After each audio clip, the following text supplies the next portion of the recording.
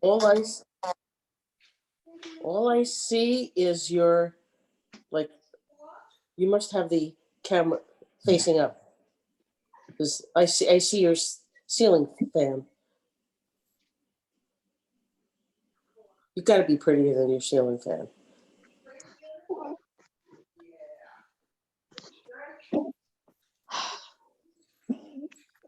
Okay, let's wait another minute or so.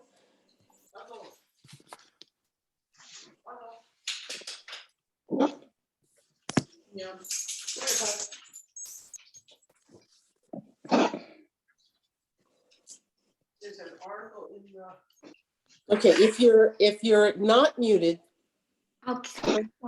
you should be, because we're going to turn over very soon the speaking to our speaker, Helene Wecker. Is it Helene or Helene? It's Helene Wecker. Okay. So if you're not muted, you should mute.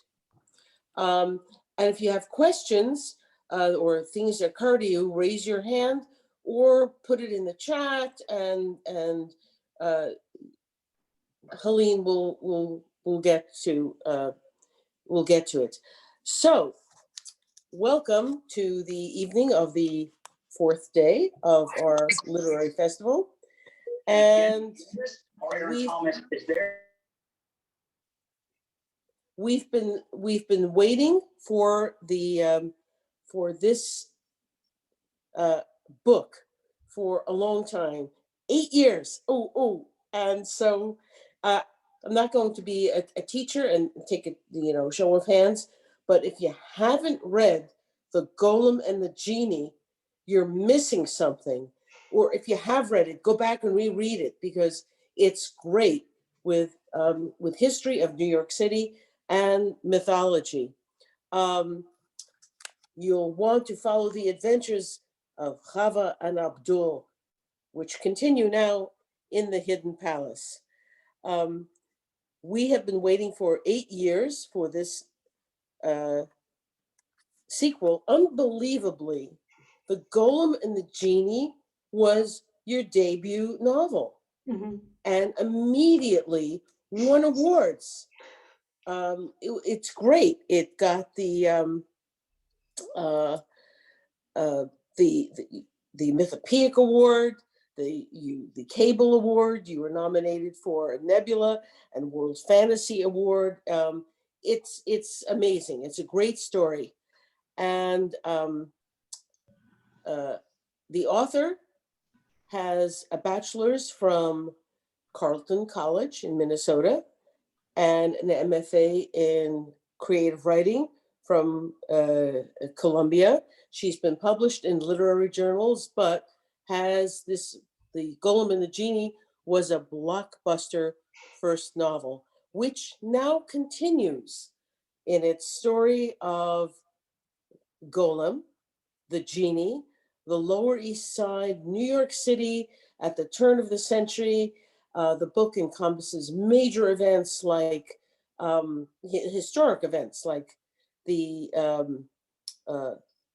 torpedoing of the Lusitania, the Triangle Shirtwaist factory fire. It's historical fiction with a twist. And now, without further ado, Helene Wecker. Thank you. Good evening, everyone. I wanted to say first, thank you for having me. Thank you for inviting me here. Wish it could be in person, but I guess we'll be doing this for a little longer, all the Zooming. Following that introduction, I thought I would sort of give my own introduction to the books, because I'm never quite sure how many people, even at a reading like this at a Zoom, have read all of them or are just sort of curious. So the year is 1899, and a golem arrives in Manhattan. And a golem in Jewish folklore is an animated creature controlled by a master, usually made of clay, built for like protection and brute strength, sort of the Jewish version of Frankenstein's monster. Most golems are male or sort of sexless, which usually reads as male, but this golem is a woman. She's created to be a man's wife. but he dies on a ship on the way to America, and she's left alone, newly born, with no one to guide her and no master to follow. She arrives in New York City and she wanders around until she reaches the Lower East Side, where an old rabbi recognizes her for what she is. And he takes her in, he starts teaching her to disguise herself as human. Meanwhile, in the little Syria neighborhood of Manhattan, a tinsmith is repairing an old copper flask when he accidentally releases a genie who'd been trapped inside it for over 1,000 years. And a genie in Middle Eastern and Muslim folklore is a creature made of fire, usually a trickster figure in stories from the Thousand and One Nights and so on. This particular genie is male. He's trapped in human form. He's impulsive. He's impetuous, and endlessly curious. So, like the golem, he also has to learn how to fit in with his neighbors and pass as human. This is a task that does not come easily to him. And sort of unknown to each other, our golem and our genie live uncomfortably in their human disguises until one cold and windy night when inevitably their paths happen to meet. So people ask me, or when we used to go to parties, people would ask me at parties, so what do you do for a living? And I'd say, I'm a writer. And they'd say, what do you write? And I would have to tell them all of that. And then they say, okay, so how in the world did you get there? How did this come about? And so the background, going back sort of all the way to the beginning, is that I grew up a Jewish girl in the Chicago suburbs, in a little town called Libertyville, north of Chicago. I was a nerd pretty much straight out of the womb. I watched a lot of Star Trek, a lot of Doctor Who. I read Bradbury and Heinlein, all the books with the dragons on the covers. I also wrote, usually bad copies of the Doctor Who and the Heinlein and so on. This persisted through high school. I was the kid who wrote essays twice as long as the teacher wanted you to. Yes, I was one of those, sorry. And then I went to college, to Carleton in Minnesota. I got an English degree. I got a women's studies minor. Along the way, I took a few creative writing courses. I seemed to do okay in them. But even though I loved writing fiction, those classes felt to me like the treats that I was allowing myself and not the real work. Because the real work was the stuff that was going to get me a job out in the world after I graduated. And of course, I couldn't be a writer, because saying I want to be a writer, to me, it was like saying I want to be an astronaut. You can't just do it. Real writers, they were, in my mind, they were this like elite and exquisite breed where, a real writer sat down at the computer every day and typed out line after line of perfect prose that were just funneled straight to a printing press somewhere in New York, that they were bound and distributed to the waiting bookstores. And then the writer, having been done with writing for the day, would relax with that week's New Yorker and a glass of scotch, and then, go to bed and get up and do it all the next morning. So given that image, it was pretty clear that I couldn't be a real writer, because my own writing was difficult and painful and full of failures. And it was fun. Sometimes it was even exhilarating, but the stories that were in my head arrived unevenly on the page, if they arrived there at all. And sometimes they disintegrated before I even got a chance to know them, which was frustrating and made me feel a little bit like a crazy person. So clearly, I wasn't a real writer. I was just a person who liked to write. And for regular people like me, there was the corporate world. So when it came time to graduate and enter the workforce, I got a job in marketing and communications at a software company in Minneapolis. I told myself that this too was writing, just a different kind. And I was good at it, good enough that the question of whether I actually liked my job seemed almost beside the point, because I was making decent money. I had long hours. I had a laptop. I had a 401k. I went to department meetings, and this was adulthood. This was the brass ring. This was what you were supposed to do. But then I would go home and sit numb in front of the TV, so I didn't have to think about how I felt. And I hadn't yet realized that my urge to write didn't come from the act of writing itself, but from this desire to say something and to put myself out there into the universe in the form of words. That was not going to happen with a four-color brochure about databases. It just wasn't.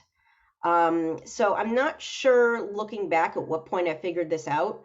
At some point in the next 7 years, I went from wondering why I wasn't happy to knowing why, but not really admitting it to myself.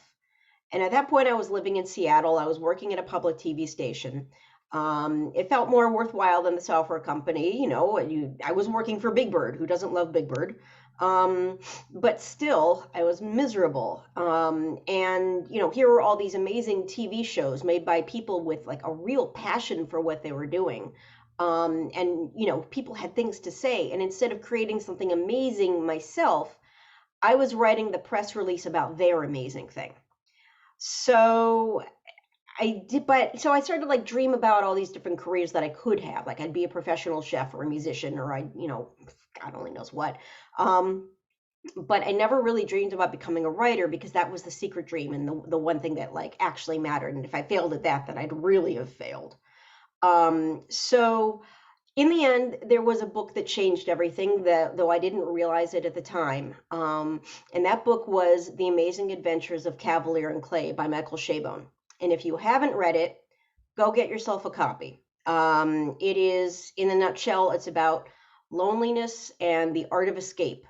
And it's about Jews and comic books and damaged superheroes and impossible desires. And it's all told through this like beautiful and astonishing prose. And it's like the sort of sentences that you need to, you read them and you're like, I'm going to go back and read that again because that was just such a gorgeous sentence. I need to look at that again. It's like looking at a painting. Um, and I read it and I felt like he'd written it for me. And this book was saying, yes, you can write seriously about this stuff. You can write about comics and superheroes and being a nerd, and you can make it matter. And at some point, not too long after that, I decided that I at least had to try to be a writer. So at first, I went to a few night classes at the University of Washington. After a few months, I was writing stories that weren't really all that good, but I felt more personally invested in them than in anything I'd done since college. And the feedback was encouraging. So I began to contemplate getting an MFA because I know that I do really well in an academic setting. I wanted like sort of that boot camp atmosphere. About this time, the TV station did me the amazing favor of laying me off. That was a real push forward. And so I got a job as a receptionist and I applied to about a dozen programs, among them Columbia. I was astonished when Columbia let me in. I am still astonished that Columbia let me in. So I proposed to my boyfriend, who I'd been with since college. Thankfully, he said yes. We packed up and we moved. So off I went to Columbia, all full of excitement and these gigantic expectations for myself. And when you arrive at Columbia or a program like it, immediately they tell you to start thinking about your thesis. What is your thesis going to be?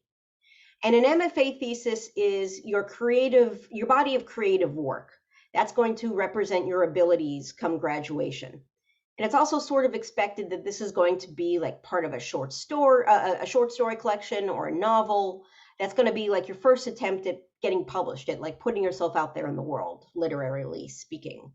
So I came up with the idea of a linked collection of short stories that were going to be real life tales taken from my own family history and from my husband's family's history. I'm Jewish, he's Arab American. I've known him since I was 18. At this point, this is well over half my life. Oh my God, no, it's well over half my life. Okay, Helene. So I've known his family stories almost as well as my own at that point. And I'd always been impressed by the similarities in our family histories, especially around the experience of immigration and coming to America, and issues of language and culture, and the push and pull of living somewhere completely new and trying to figure out how much to assimilate and adjust, which of these new ideas to believe in, which old traditions you need to keep. And then, go being the child or the grandchild of that immigrant, having that handed down to you so that now maybe you're living with the memory of a place you've never even been. And how that starts to make you feel just a few degrees weirder than everyone else, like you're never gonna quite fit in. So this was what my short stories were about. And they were very realist, very straight up literary fiction. And there was this Jewish girl and Arab American boy who were sort of threading their way through the stories. And every once in a while they would meet up. But the problem that I started running into was that the stories just weren't very good. I think part of this was that I just wasn't a very good writer yet. I didn't have enough time. I didn't have enough, like words under my belt, really. But more than that, I was too familiar already with these stories. And writing them and, sort of lightly fictionalizing them felt like retelling something that I already knew instead of discovering something as I wrote it. So they didn't have that much energy. They just sort of lay there on the page. And the feedback that I was getting from my workshop, confirmed it. So when I was talking with a friend in my workshop about it after a, particularly disheartening session. We were sitting outside on the steps of the library at Columbia, which is where you go for a good conversation. And I said, what am I going to do about this? I want to be a better writer than this. These stories are, just not that good. And she turned to me and she said something that really astonished me. She said, Helene, why are you writing like this? I said, writing like what? What do you mean? What am I writing like? She said, you're doing the Raymond Carver MFA realist straight up short story, but I know you and I know what you read. I've been to your apartment. I've seen your bookshelves. You're a total nerd. You're always reading sci-fi and fantasy. You're always talking about the use of fantastical elements in literary fiction and Shaban and Jonathan Lethem and Kelly Link and all these people you bore us to death with in class. This is the stuff you're always talking about. This is where your heart is. So why aren't you writing like that? And of course, now it seems completely obvious, but I honestly hadn't realized. And as soon as she said it, it was like this side door opened that I hadn't noticed because I hadn't been looking in the right direction. And I said, okay, but what about these stories? I can't just give these up. I've been working on them for so long. She said, okay, you need to figure out how to bring the two together. The next thing I see from you in workshop, it can be about your families if you want, but I want it to be fantastical. Okay, so there it was. The challenge was set. And I went home and I considered it. And I thought, okay, so what if instead of that Jewish girl and Arab American boy who were wandering through these stories, what if we switched them up? What if we changed them into what I consider to be the most emblematic folkloric creature from each culture? We're going to Neil Gaiman this. What if they were a golem and a girl golem and a boy genie? And I could almost instantly see them. There were this tall woman, was sort of prim and proper and a little shy looking, and this handsome, sort of dangerous looking bad boy sort of a guy. And I went, oh, okay, you two are interesting. What am I going to do with you? And immediately this didn't feel like a contemporary story to me because I was sort of operating in this folkloric, frame of mind. It felt like something older. So going on the very little that I knew at the time about the history of Jewish and Arab immigration to the US, I knew that they both sort of peaked around the turn of the 20th century. So I chose 1899 almost at random because I like the idea of like pausing at the end of the century and sort of peering over the edge into, this modern world that you're about to jump into. And I was still, I'm thinking in terms of the immigrant experience. I'm like, okay, if there's one place in the world where these two are going to bump into each other, it's going to be New York City. Because this is where every culture and nationality has its 3 or 4 square blocks. And if you ventured outside them, you might not even speak the language. So, okay, what do we have? We've got a golem and a genie in New York, turn of the century. It felt like playing Mad Libs. And I was like, okay, I'm going to put a rudimentary plot together. And I just sort of banged out a dozen pages or so. And I brought it to my workshop. I turned it in and gave it to everyone. I said, okay, here you go. It's the beginning of a new short story. Tell me what you think. And they read it and they said, well, this is more interesting than anything you've brought us so far. So thank you for that. But you're wrong. This isn't a short story. This is a novel. and we thought you should know. And I was like, no, it isn't. I'm just going to finish this thing and I'm going to go back to like the stuff I was doing. So I wrote some more and some more and some more and some more and some more and some more and some more. And it felt like I was chasing the horizon. This story just kept running away from me further and further. And I started to realize that they were right. It was a novel. It was a big novel. And I had gotten invested in it without even realizing. And if I was going to get it right, it was going to take a lot of time and research. So I went to the Columbia University Library and I stayed there for about a year, just photocopying everything that I could get my hands on because I knew nothing. I knew absolutely nothing. And I knew from the feedback that I was getting that the interesting stuff was the details. It was like where the rubber hit the road of like how exactly are these two going to live in Manhattan. So I learned about American life at the turn of the 20th century, just everyday basics. What did people wear? What did they eat? What did a typical day look like? I learned about the Jewish Lower East Side, or I'd had a vague idea about, I know what it's like. I saw Funny Girl. No, I didn't. It was, I had this idea, this like sepia toned Fiddler on the Roof Comes to Hester Street sort of image. And, that there was some of that, but there was also, just I had no idea how many different flavors of Judaism were flourishing there at the time, and not like the homogenous Orthodox Judaism that I'd imagined. I learned about Little Syria, which I hadn't even known existed. And people still ask me if I made it up, and I didn't. Um, it was in southern Manhattan, pretty much where the financial district is now. It was made up of Syrians, mostly from what's now Lebanon, but then was part of Greater Syria, which was in turn part of the Ottoman Empire.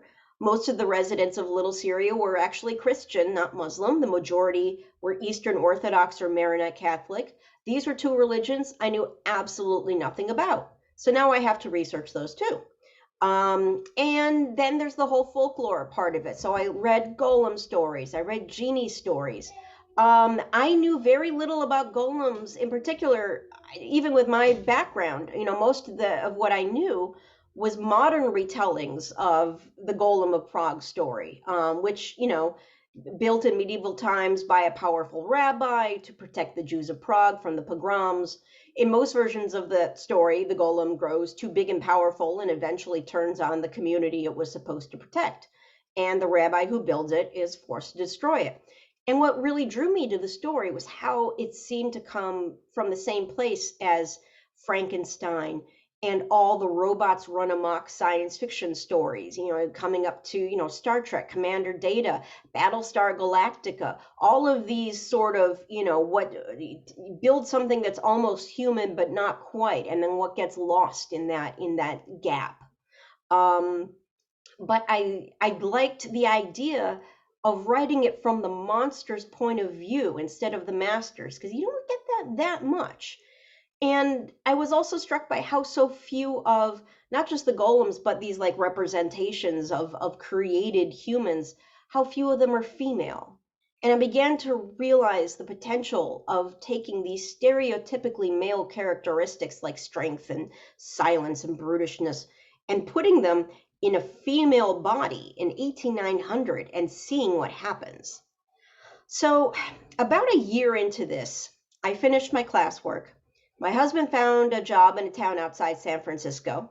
So we picked up and moved from New York all the way out here to the Bay Area. And I, worked a very strange assortment of odd jobs to pay my, college debts. And in the spare time that I had, wrote every minute that I could. And as the book grew, I got more and more grateful for that conversation that I had with my friend because I realized that it was letting me create something that was larger and more malleable than my own family stories, while also addressing the original ideas that I had been trying to write about in the first place. Because my golem and my genie really are the ultimate immigrants. They aren't just new to America or to New York, they're new to people. And I'm sorry, I have to let my dog out of the room. One second.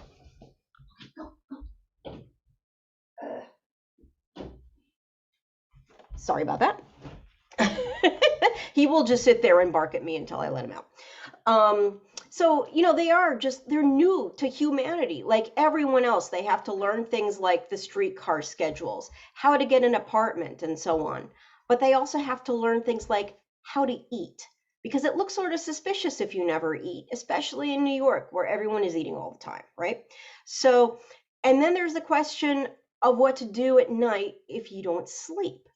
If you're a guy like the genie, it's fine. You go exploring. And maybe you're out for nefarious purposes, but it's no business of anyone else's. They're not going to bother you about it. But the golem's a woman. Women generally don't walk alone after dark in 1899 New York. People are going to think you're a prostitute or no better than one. So she is stuck all night in her tiny apartment, and it starts to drive her a little nuts. So these are the day-to-day issues that they had to deal with. And I realized that they would also be thinking about the big questions too, as part of this. Why they're there, what their purpose in life is. Not the way that we tend to do it as sort of like college dorm conversations or sleepless thoughts at 3 a.m. For them, it's very much on the surface, thanks to these inescapable aspects of their own natures. This is the stuff that they have to figure out in order to live in the world. Like, take the golem. She is in particular like, embodies this real tension between duty to others and self-determination, because a golem responds to its master's commands, its fears and desires, except her master is dead, so she can't hear his fears and desires anymore, and instead she's like a radio tower taking in the signals from everyone else around her, and everyone around her becomes like her master just a little bit. And because her nature is to be a servant, she is drawn to respond to these fears and these desires, and she wants to answer them. But of course, she can't. That would break her disguise. She can't just go around solving problems for people. So, this is a constant and very pressing problem in her life. Meanwhile, the genie's nature puts him on the opposite end of the spectrum. He's the very definition of a free spirit. He spent hundreds of years flying around the Syrian desert, answering to no one, doing whatever he wanted. But now he's trapped in New York. He finds himself limited for the first time. He has to rely on people. He has to develop relationships, follow other people's rules. That does not come easily to him, and he longed for his former freedom. He fights against the restrictions that are placed on him, and that of course tends to get him in trouble. So when our golem and genie do in fact meet and they start to develop their tentative friendship, this leads to a lot of arguments between them, as you might expect, because the golem sees the genie as morally irresponsible and terminally selfish, and the genie sees the golem as a total prude and a killjoy, and they're both sort of right. So that was one thing that came about just due to these characters developing their own personalities. People asked me after the book came out and they read it, they're like, why did you put so much philosophy in there? And I'm like, I didn't, they did. They got together and they just started arguing with each other. I just put it down on the page. So that's one theme that sort of came about from that. Another was that sort of kept cropping up was struggles between tradition and modernity, and sort of related to that between faith and doubt. And this really came straight from writing about the American immigrant experience, because this, after all, was like the internal clash that so many people felt to land in this new culture, this very modern world with all the good and ill that went with that. And, discovering these new ideas in so many different varieties and permutations. And some of the immigrants jumped into the stew of ideologies headlong. Others spent their lives building barricades against it. Many, if not most, fell somewhere in the middle, as I suspect most of us still do now, trying to decide what we believe in, what traditions to keep, which new ideas to adopt. And the characters in the book range everywhere across the spectrum. There's a rabbi who's a very devout religious man. His nephew is a social worker who's recently become an atheist. The Syrian tinsmith who releases the genie is a Maronite Christian. He's no longer so certain of his own faith in God. And then there's the genie himself, who finds the very concept of faith a ridiculous human invention, right up there with rules and social etiquette and monogamy and stuff like that. And the golem really isn't sure what she believes, and she and the genie argue about that too. But it can't be all philosophy all the time. There has to be a plot, right? So it has to be a little bit exciting. So I gave them a dangerous villain and rooftops to walk across and chase across and a glittering ballroom. And I wrote and I wrote and I wrote. And along the way, I got an agent. And then the book was bought by HarperCollins, which felt like a supernatural event in itself. Around this time, I also got pregnant with my daughter. So now the book and the baby were in a race. The baby won. She arrived a month early ish. Um, and then in 2013, 7 years after that talk with my friend at Columbia, the book became a real thing in the world. And it was a decent success thanks to a good deal of luck and a lot of support from booksellers and book groups and librarians. And so it wasn't too long before people started to ask me, okay, Helene, what are you writing next? And at this point, my life looked a lot different than it had back when I first started writing. Now I had a career and I had a family. I got pregnant again, actually, was while I was on tour with the JBC. I found out that I was pregnant. I found out by fainting on stage in Massachusetts. That was a lot of fun. Figured it out the next morning. So I'm a little sleep deprived. I'm trying to figure out how these new pieces of my life fit in with the old pieces of my life.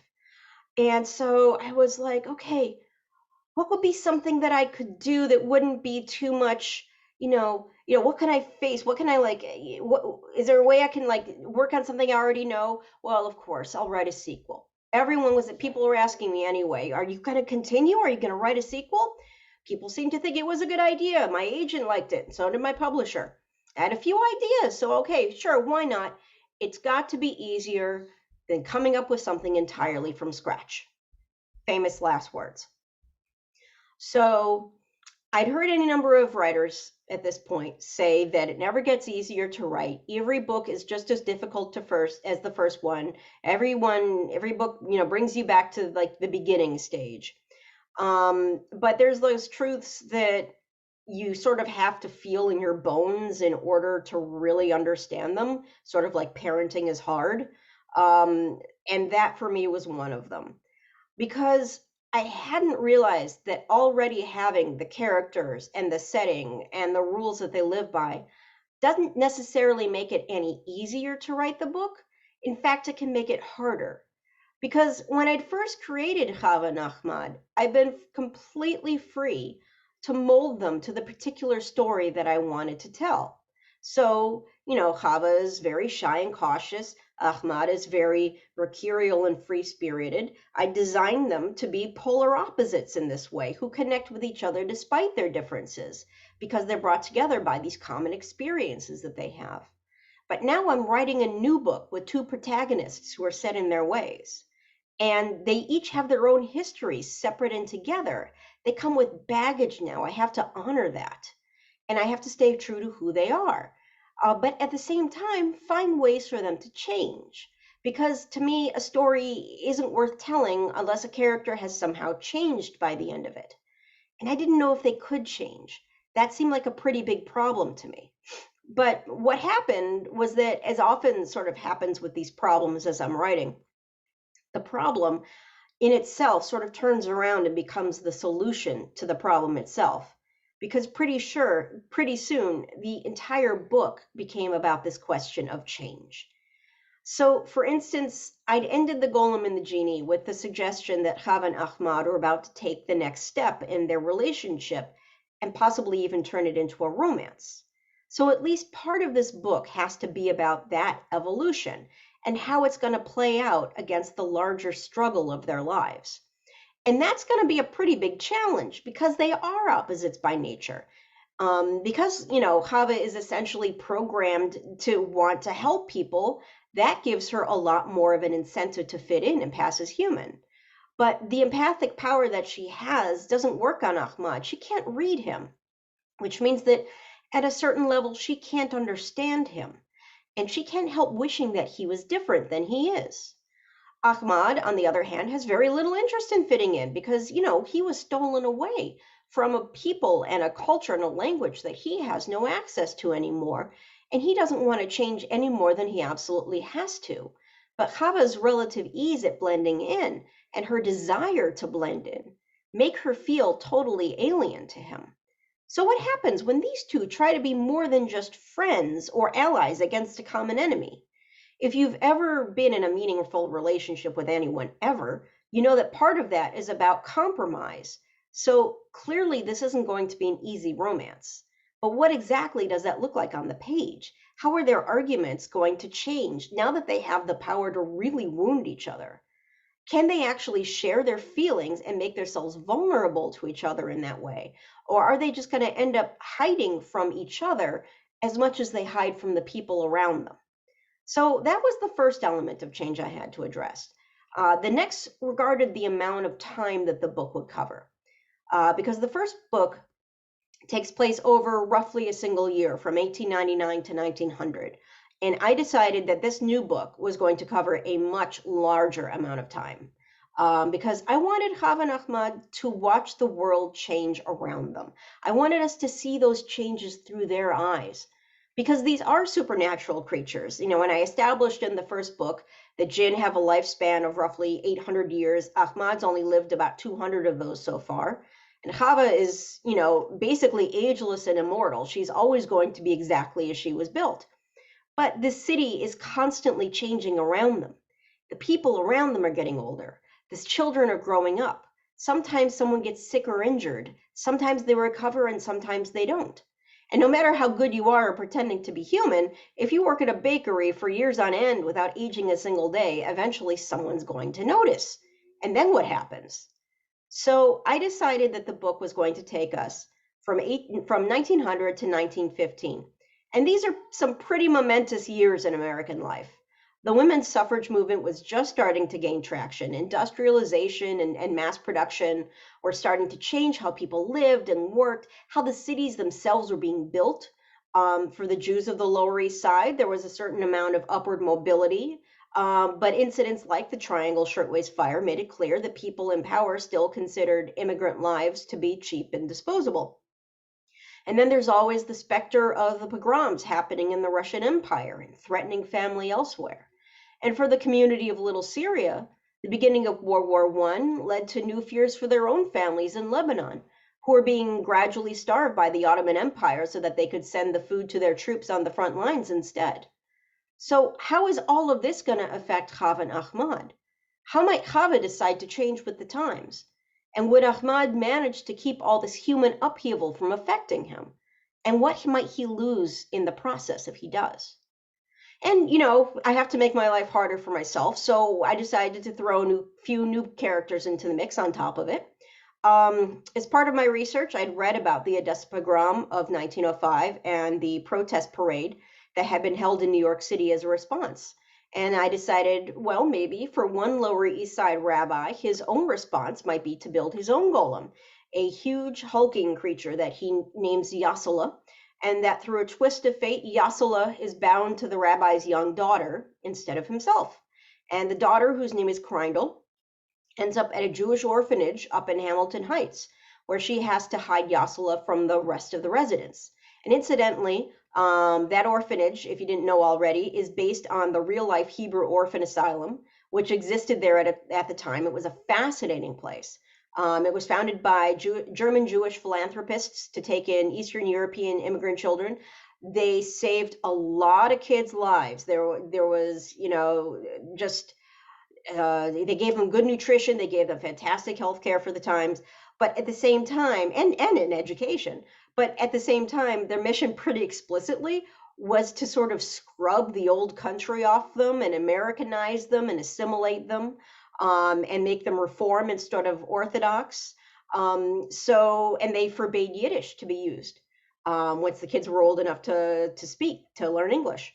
So sometimes on visiting days, the families who had given up these children would come uptown. And it would be this scene where you've got on, like in the visiting room on one side of the table, the orphanage kids who've forgotten all their Yiddish, and on the other side, the families who haven't learned a lot of English yet. So they can't even talk to each other anymore. And to me, that seemed like a really deeply lonely existence. Um, Even if you're crammed in with 1,000 other kids who are in exactly the same position that you are. And then, you know, here's Kreindl, who on top of that has to deal with her own rather phenomenal secret. So that was one set of new characters. And there was another new character I wanted to add too. In the first book, we meet Sophia Winston. She is the daughter of one of the richest families in New York. She and Ahmad have this brief romantic fling, but something goes wrong, and Sophia ends up with a mysterious illness that makes her constantly shake with cold. So I decided to bring Sophia back, and I wanted to give her a larger role this time because I really liked her. She seemed like an interesting person to me. So, at the start of the Hidden Palace, Sophia journeys to the Middle East to search for a cure for her condition. And while she's there, she has all sorts of adventures, which were a lot of fun to research and write. I got to put Lawrence of Arabia and Gertrude Bell in there. That was fun. And all the while, she's looking, searching for a cure. And then one day, in the middle of the Syrian desert, she meets a genie, a female genie, who calls herself Dima. And Dima has been exiled from her tribe and for her own secret condition. And Dima decides that she wants Sophia to take her to America so she can meet Ahmad. So now what's going to happen when Chava and Ahmad encounter these two, who are both more sort of traditional, I guess, versions of a golem and a genie? What sort of temptations and uncomfortable truths are going to come to the surface? And more to the point, what might Chava and Ahmad discover? Might they discover that after so long around humans, they've assimilated to the point where they become strangers to their own kind? So it took me a long time to answer all of these questions to my own satisfaction and to fashion a compelling narrative around them. I went down, I don't know how many dead ends. I wrote, I don't know how many versions of this book. And in the end, the second book took just as long, if not longer, than the first to write. Someone pointed out to me recently that I've been living with these characters for over 15 years now. And that seems incredible to me. At this point, they feel like family in the way that you can know a loved one inside out, and they still have the power to absolutely baffle you sometimes. Um, but getting to write their stories has really been one of the greatest gifts and privileges of my life. And they're monsters, they're impossible creatures who never existed. But I do still hope that when you read their stories, they might feel real and familiar to you as well. So thank you.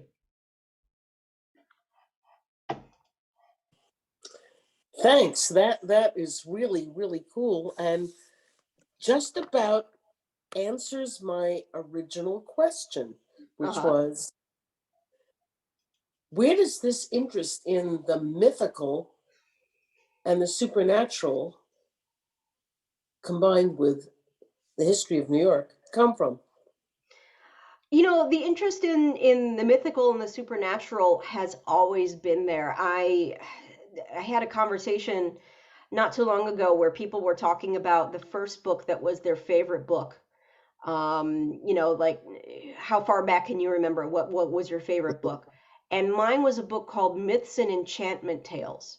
That was this, um, I don't remember the name of the author, but it was a retelling, or like a sort of cleaned up, boulderized version of Greek and Roman myths. So it had the stories of Apollo and Diana and Hercules and Persephone and the pomegranate and all of those, and it had these gorgeous Art Deco illustrations. Um, and I read it over and over and over and over again. And if you think about sort of like imprinting and like where you get sort of your templates for the way you understand the world, I think that's there's probably some like Jungian stuff in there. But I think that for me, that's what that was for me, was like, this is how you tell a story, and what you tell a story about is gods and monsters and impossible things that people still believe in. And then, my dad, I got like the sci-fi stuff came from my dad. He was a huge sci-fi reader, in the 60s and 70s, and he's the one who got me into Star Trek. And so that, we still share book recommendations. And but no, but that's who I got that from. And oh God, Bradbury, yeah, like all the Bradbury was from him. Mhm. um and so, and it all just sort of combined. And then the Judaism on top of that, because a lot of the a lot of the sci-fi and fantasy writers even back then were Jewish, and there was idea of look at Steven Spielberg and just sort of so much of that culture seemed to come from Jewish minds, and that was sort of a thing in our house of, well, he's Jewish, of course, that's how in everyone's house, and who does that, and so everything, it all just sort of melded together, and then this popped out. You watch the Twilight Zone? I have watched a number of Twilight Zone episodes. I think it had gone off the air by the time I was like, in that first round. But the funny thing, my husband got the box set when it came out a number of years ago, and we watched through them. So yeah, Well, seeing Shatner on the plane and all of that. Yeah. Rod Serling. Yes. Was he He's Jewish? Jewish. Oh, I Yes. think I think I knew that. I think I knew that at some point. Yeah. It's crazy. Probably wasn't originally Serling, but anyway, Yeah, oh yeah, yeah. Yeah. My immediate thought was, okay, what was the name then? So this is fascinating, and the book is fascinating. Are there any questions? What? And any questions Yeah, from? I have Yes, yes. Sandra, um, go ahead. yes, you may not remember, Helene, but I wrote you a letter and you Oh. answered me. I'm a writer too, and the thing that I'm most conscientious about is what name I'm going to give my characters. Uh-huh. And I knew why you named the golem Hava. Uh-huh. But I couldn't figure out why you named the genie Ahmed. And so I asked you, and you answered, or was it Hadad? You said it means iron. And I said, that fits. Hadid, yeah. That fits. Hadid means Yes. iron, yeah. Yeah, because I grew up, or I spent many, many years on the Lower East Side. And I also went to City College. And so I would pass Alexander Hamilton's house. Yes. Yeah, and I've been in this at Columbia University, so I was very familiar with everything. Now, you just answered a question that I wondered. You said that you lived in a suburb of Chicago, and in Palace Inns, with the genie going off to Chicago, Hava is thinking of following him. So is that why you picked Chicago? It's funny. It's not, I didn't pick Chicago because I'd lived there. I picked Chicago because because I knew enough about Chicago because I had lived there to know that it was a good place for him if at the end of the book he wants to learn how to build steel skyscrapers. And that was sort of the avant-garde of building with steel was in Chicago. And I knew that because, one of my favorite things to do in Chicago is to take the architectural boat tours and to go around and, they all oh gosh, I'm not going to remember the name of the buildings and the architects, but Louis Sullivan. Oh, Sullivan being And the Sears Tower. And all of those, and so Skidmore, Owings, and Merrill, that's the one that I'm thinking of. I think about, although that's more like 60s and 70s. But it was like back then, that was like the frontier of building. And so I was like, it just fit. And he needed to go somewhere else. So it needed to be somewhere, I didn't want to send him off to the other side of the world because that wouldn't, make sense for their, I wouldn't have, the potential for their relationship to continue wouldn't be as strong then. So it just like, oh, Chicago. Well, that makes sense. And then so I wrote that in. And we'll see what happens with I am working on book 3 right now. Everyone's asking me if I'm going to set it in Chicago, and I'm like, I don't think so. I don't think it's still going to be New York because, like, I don't know, the series doesn't feel like a Chicago series to me, although I don't know if I would ever write a Chicago series. We'll see. Yes, Sally, It was very nice of you to answer me. First, I wanted to thank you for sharing your own experiences as a writer. I found that very interesting. And I was just wondering, and maybe a frivolous question, I don't know, can a golem and a genie have a child together? Such a good question. The answer, well, you're asking me. No, you would know if I would anyone would. know, I guess I would know. I don't think so. I don't think that they can. Which is sad, but at the same time, if you think about, you know, can they do something else that's an equivalent? You know, what does it mean to if you're looking at this in terms of like found family or family that you know, maybe is not biological, maybe is not even the same species, but you can have relationships that are equivalent. You know, what might Kreindl mean to her after a number of years? There's the boy in the first book, Matthew, who becomes sort of the genie's almost like his little shadow at some points. And you know, these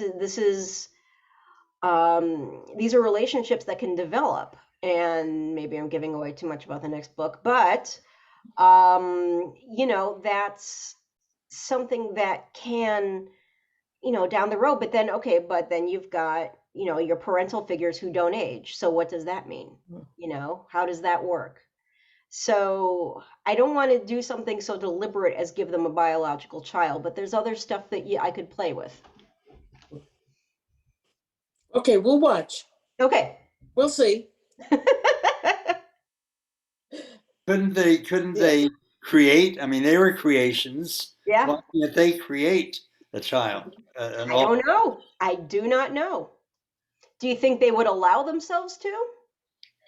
What do you think? I don't know. They've had experience being created and assimilating. You'd think Yeah. they might want to try something like that.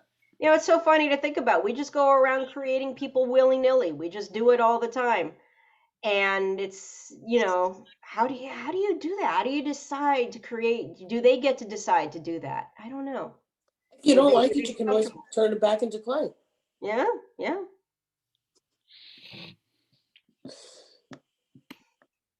You're the author. You can do whatever you want.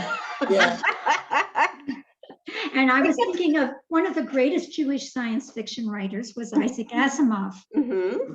right? So you have Asimov really is the father of Yeah, and his laws of robotics, that a Right. robot cannot harm a human. Yeah. And I don't remember what the other ones are because that's the one that everyone cites as, you know, does it pass Asimov's law? Well, and Shaban is Jewish too. Yeah, and he's, Michael Shaban. yep, right. yep. But I just finished reading Clara and the Sun, which is written by a Japanese, Uh-huh. and he created a artificial intelligent robot that's more Right. intelligent than the humans. Yeah, I Yeah. want to read that one. It's on my list. I haven't gotten it. Clara and the Sun is fantastic. Yeah. Mhm. But I Yeah. loved your books. Oh, thank you. Thank you very much. Well, thank you once again for coming to speak to us. And Absolutely. hope there's a spike in your sales, and keep writing, and best of luck. Thank you very, very much. And very thanks everyone for enjoyable. reading and for coming. Thank you. Bye. I just want to